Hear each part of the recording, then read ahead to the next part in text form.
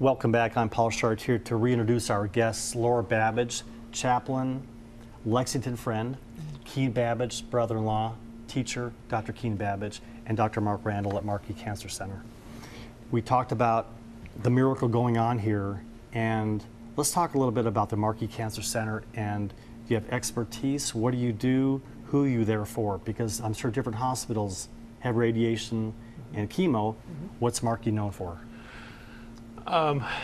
Markey's known for, really the whole gamut of cancer care, but honestly, more complicated cases, more advanced cases in some cases, or rare kinds of cancers. We have, for example, a physician that is really probably the leader in the world on a certain kind of very unusual liver or bowel tumor.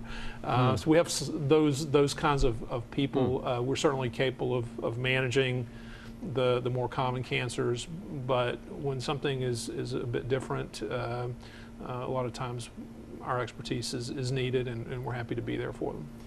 You're located on Rose Street? That's correct. And I've been by a million times, and I did not know that there's this Mecca Yankee Stadium of perfection, of specialists in Lexington.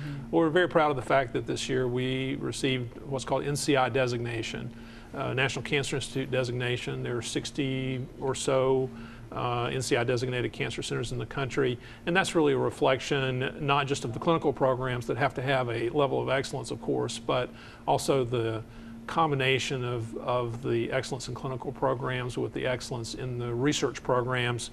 And again, this is not just Petri dish, but what we call translational research, where we're taking standard treatments. We're not denying patients standard treatments, but trying to take those treatments and make them better. And that's a big focus of what we do.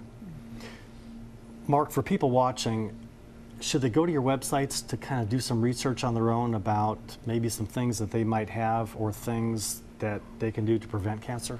I think there's many websites that would be able to teach them those sorts of behavioral modifications, whether it's the American Cancer Society website or others. Certainly the Markey website will have some of that as well.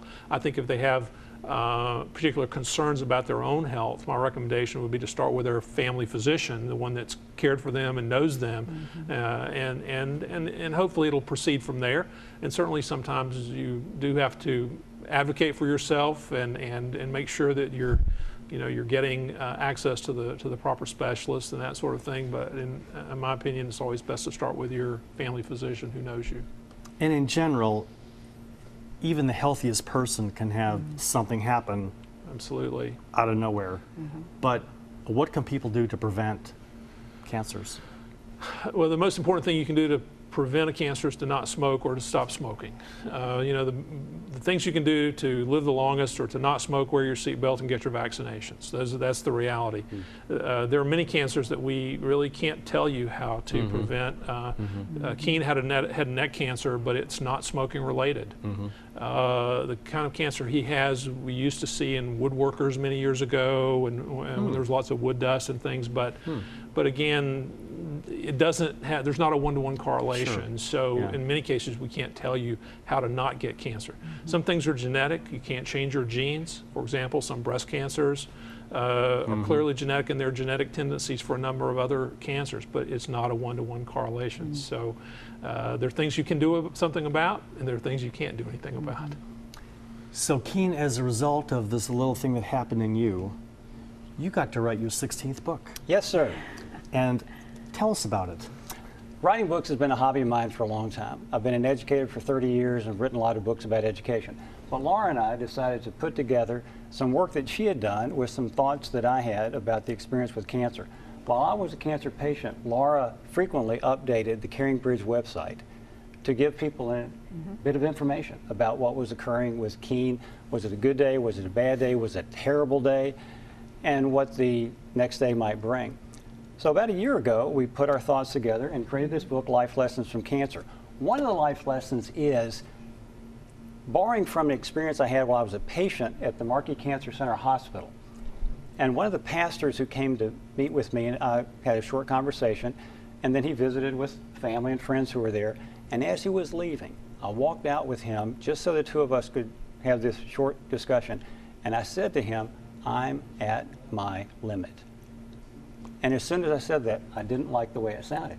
I said, Keen, you can't be at your limit. Cancer is not at its limit. You have to fight back and remove all the limits.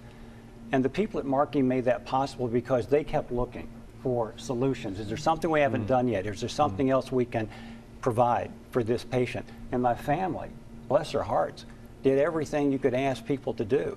Laura would cook breakfast for me in the morning until we got to the day where I just couldn't swallow anything. It was wonderful food, and I hated to say no, but we had to deal with that. So you remove any limit you thought you may have had because you've got to fight back in an unlimited way. There could be a thought with some people that when they're near people that have some disease, they're going to get it. I want you, Laura, to talk about how you dove into this fearless, that you're not going to get it and it's okay to take care of Keen. Because people out there have sick people and they may not want to get too close. Tell them how to overcome that. Well, certainly cancer is not something that you catch from someone else. So that's something that I know not only as a healthcare professional, but we know that now. So, you know, caring for Keen was truly a labor of love on the part of our entire family. And whenever someone's hurting, you wish that you could take that away from them. And so you want to do everything that you can to try to make things a little bit easier. And there were some pretty dark days. And I remember one night in particular, it had been particularly distressing because it was the last time he could eat. He couldn't swallow after that. We tried everything, and it was clear that he was going to need to have a feeding tube. And we did everything we could to try to avoid that. And you know, that night I remember driving to his house just to check on a few things with him, and I thought, what can I do? What can I do? And I remembered how much Keen and I enjoyed the musical Pippin. And so I happened to have that on my iPod, and so anyway, I put that in, and you know, we sang the whole way over. Neither of us spoke. It was one of those times when, you know, often when someone is very, very ill, there just aren't words. And as a chaplain, I know that. Often when I'm with patients, it's not the words that I say. Often it's just being present. And being present with someone in the midst of illness can be difficult in and of itself. And that particular evening, it was a song that lifted our spirits. And you never know what it might be, but you never stop trying to figure out what it might be, what it could be. And I suppose that that's the gift of being a caregiver, you know, that you get an opportunity to constantly be thinking, how can I be helpful in this situation? When Keen talked about he's at his limit, as a caregiver, you have no limits yourself. You know, that's an interesting question. You think you don't, but you do. And it's not until you reach them or exceed them that you realize that perhaps it's time to let someone else take over. And I think that that's a very important lesson that I had to learn, because we really want to be superwoman. And I think there does come a time, and certainly there did come a time where I recognized that I really couldn't be everything. And that's why, you know, Keen is the first to say, you know, it takes a community to surround you. You cannot fight cancer alone. So we had friends, family, others who could step in. Thank God you're a medical doctor, but I can tell your bedside manner is really, really good. Thanks, Paul. How do you move from the academic medical side to the human side so well? I don't know how to answer that. I don't think it's very hard. For you. The academics are there to support the clinical part of it. So the fact that we're, the academic side involves learning and creating new knowledge, and it involves teaching the next generation of providers, because someday you and I are going to need those folks to take care of us, and somebody has to train them. So that's the academic side. So it's just another way of making sure the clinical mission gets met. I don't really see that big of a difference. see a halo in these bright lights. We've got about 5 minutes left.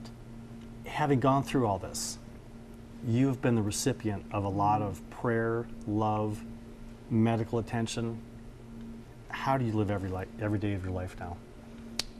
Thanks be to God, that continues.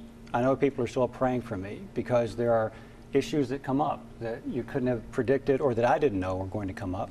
Surgeries I've had since the cancer treatment stopped, some side effects that you cope with. But I think part of what I've learned to do is ask a lot of questions. When I go back for an MRI, when I go back to meet with one of the physicians at Markey Cancer Center, I always take a long list of questions. And I need to know those answers because something's occurring that I don't understand. And the more informed the patient is, the more effective you can be in your own part of treatment and recovery. And to know that so many people, family members, friends, students, colleagues at Henry Clay High School, the experts at Markey Cancer Center, have teamed up and will answer my questions and provide the treatment is very reassuring. And for that to be right here in Lexington is quite a gift to this community and to Kentucky in general. For a family that is just nonstop willing to help and continues to do so. For a student who this year wrote a story about this book, Life Lessons from Cancer, and my experience for the school newspaper, to let people know here's something that could be informative and useful. We continue to do everything we can to encourage other people who are struggling with cancer, fighting with cancer, or family and friends are, that there are experts in the medical field who can help. There are chaplains who can help. Recruit your family, recruit your friends, pray a lot, and persist. We don't know what the outcome will be, but we know that we can control the way we fight. I know you're appreciative of all these gifts. Is that reflected in your Christmas gifts that you give them? I take much Absolutely. time and effort Absolutely. in picking those. Yes, he does. And you know, the whole point about asking good questions, I have become a better advocate, having been with Keen, to listen to the questions that he asks. And in this book, he lists questions. And I'll tell you, he is an expert at asking questions and getting information. And the more information that we have, the better we are at responding because we have a sense of what's happening to us. The spin-off that I just heard was, I'm sure your students adore you. I hope that's true. They do. But more than academics, a lot of kids are in their own little world. They're the center of the universe. They're doing this, and you know, they don't maybe have emotions and feelings like we want them to. Not because of a good reason, but because of this experience. I'm sure you've affected hundreds of students in ways that'll carry with them for the rest of their lives. And we've heard from several who have said those exact words. Congratulations. You are a hero, not by your choosing.